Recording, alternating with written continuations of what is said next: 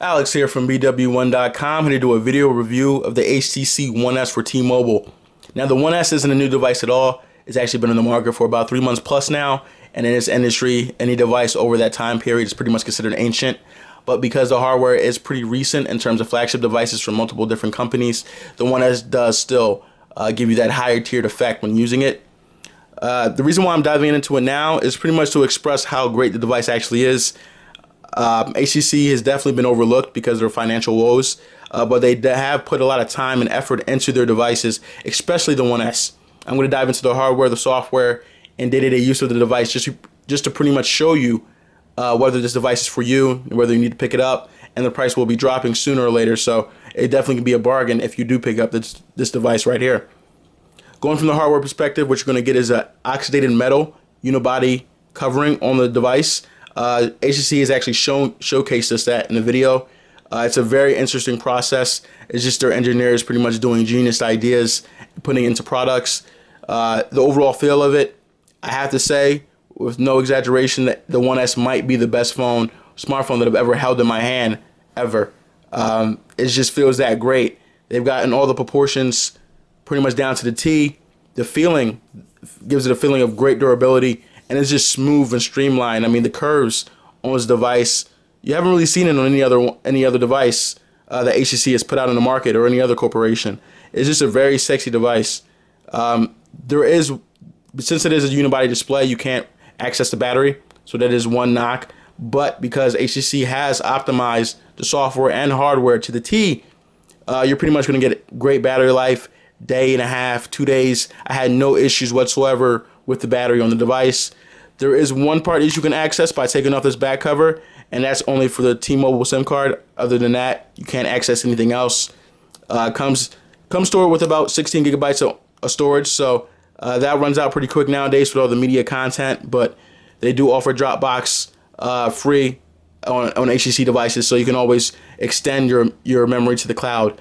Now, going back to the actual back cover, HTC has a habit of incorporating their antenna technology with their cases. So if you lose this, guys, you pretty much cannot use the device. You can't make phone calls, you can't make text messages. So make sure you don't lose this. Always keep it on the device at all times. There you go. Going more towards the hardware, you have the HTC logo. Beats Audio does have Beats Audio integrated software. Your speaker grill, going to the side here, you have your very streamlined volume rocker that isn't flushed at all. Gives you great, pressing of it. It feels really good in the hand. Moving along here, you have your mic. Switching it over, you do have your micro USB slot, charging and data cable, etc. You have your 3.5mm headphone jack. You have your noise canceling mic, I'm presuming, and then you have your power button. I have realized in day-to-day use that the power button, the placement, is somewhat awkward because it's slightly raised above it. It's sometimes hard to actually press it. That would be the only knock I have on the hardware. Other than that, it's pretty stellar. You have your front-facing camera that records 720p HD, and you also have a speaker grill that has a hidden LED notification light that blinks inside. So that's always a nice touch. T-Mobile logo, and this is a 4.3-inch screen, guys. It's pretty amazing. It's running on SuperLCD, the first version, not LCD 2, but still it's running on 720p HD, and the pixel density is so tight that it looks as if the actual display is floating. I mean, you can't even tell the difference between a dummy unit and this display in a T-Mobile store. The viewing angles are 180 degrees. You're getting the best in terms of value with the display, no slouch whatsoever. And because it is running Ice Cream Sandwich 4.0, you do get your multitasking button, your home button, and your back button. Now I'll show you what HTC has done in terms of the menu and settings button in their software. It's become pretty notorious right now in the industry as being really stupid and unintuitive, which I agree with, but I'll show you guys that later on in the video. But that's it from a hardware perspective. You have a Snapdragon S4 processor inside that runs smoothly on the device. You have a 1750 milliamp hour battery that gives you stellar battery life. And camera is 8 megapixel with a single LED flash, of course 1080p HD, and it does have that specific image processor that the One X does. So you are getting great video quality and camera quality on the device. Out here from BWOne.com doing a video sample of the HTC One S's HD 1080p camera. As you can see, colors are vibrant, they're crisp. There's definitely no stabilization issues, as the frame rate is pretty consistent with what I'm shooting right now. As you can see, lighting conditions switch over easily. I mean, this camera's great. I mean, it does show how the image processor does enhance the HTC brand camera. As you can see here, everything's pretty nice, and sound and the mic is pretty great as well. Thanks, guys. But going towards the software, as you can see, it does have the new Sense lock screen. What you do is you just drag and drop, icons, and they open up. You go to the phone and they're there.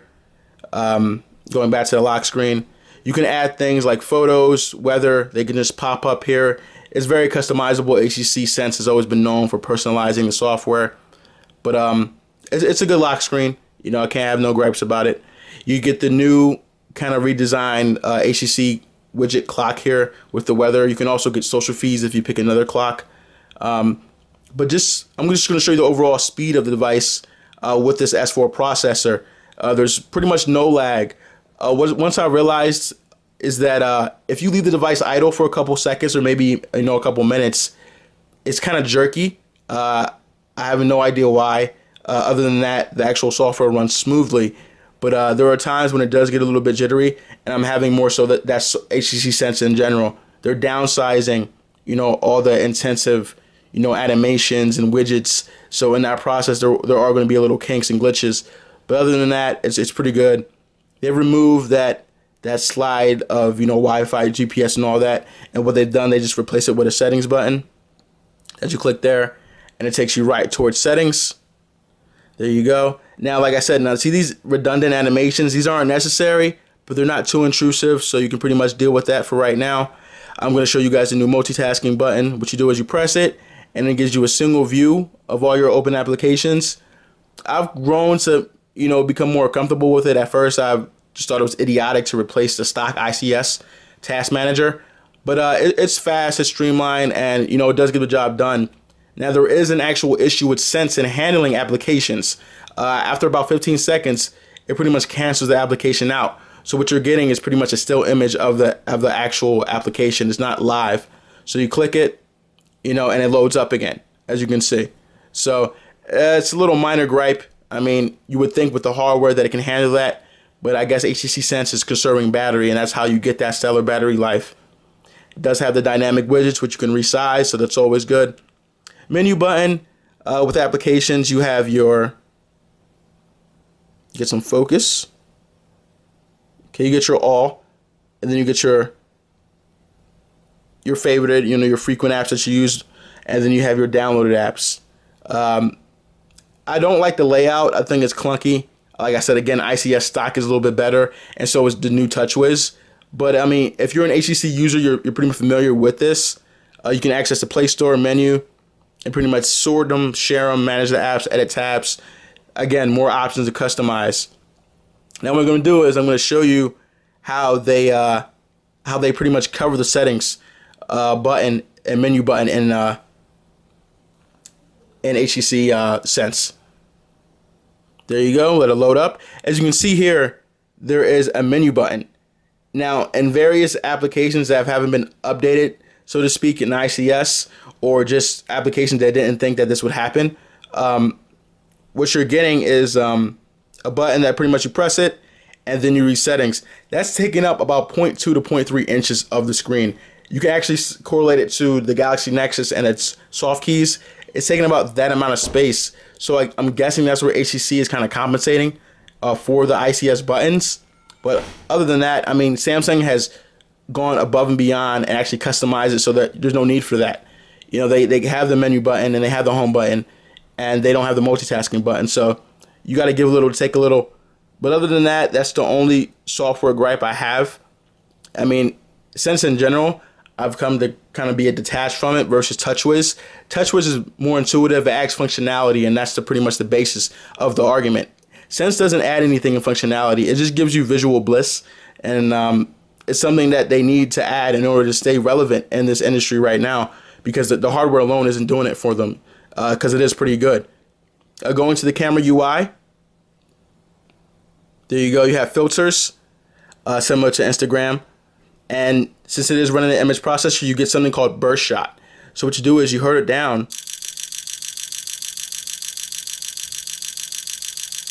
Okay, it takes about 99 pictures in about 4 to 5 seconds. It's an awesome feature. I necessarily don't need it, but for those image buffs out there, it's definitely a great feature. And the new theme in the industry right now is you can record video and take still images at the same time. And because the process is pretty fast, you're not going to see any lag at all. I mean, these are instant photo taking, so that's always good to see. Okay, I'll show you Chrome. The stock browser is horrible. I mean, it does things that I don't think it even knows it does to slow it down, so I use Chrome. Chrome is great on the device, and because of the display, let me show you some of the viewing angles on here, if you can tell. I mean, they're just amazing. I mean, I think that in terms of this display technology, we can't press it, too much more. I mean, I know 1080p displays are going to be coming out soon, but 720p HD is good enough for me. I mean, I'm not holding the camera or the phone to my eye to see pixels. So for all those fanboys that do that, get over it, stop it. We have pretty good displays already. But just overall, it's the normal sense, just downsized, not as visually intensive as it used to be. But overall, the One S definitely gets a thumbs up. As I said before, it's hard for me to put it down. I just want to hold it, not even use it. It just feels great. You can tell that a lot of time and effort went into the actual design of the device, and it definitely deserves to be put on a high-ranking list with these S3s and these One X's. You can check us out on Google+, Facebook, Pinterest, all those good social networks, and remember to live your tech world in high definition. Thanks, guys.